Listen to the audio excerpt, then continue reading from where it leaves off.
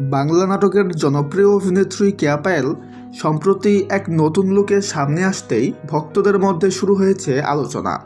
সামাজিক মাধ্যমে ছড়িয়ে পড়া কিছু ছবি ও ভিডিওতে তার উপস্থিতিতে সামান্য পরিবর্তন লক্ষ্য করেছেন অনেকে। বিশেষ করে মুখের অভিব্যক্তি ও ঠোঁটের গঠন নিয়ে চলছে নানা মন্তব্য। অনেকে বলছেন এটি হয়তো মেকআপ বা ক্যামেরার অ্যাঙ্গেলের কারণে এমন দেখাচ্ছে। আবার কেউ কেউ মনে করছেন তিনি নতুন কোনো লুক ট্রাই করেছেন।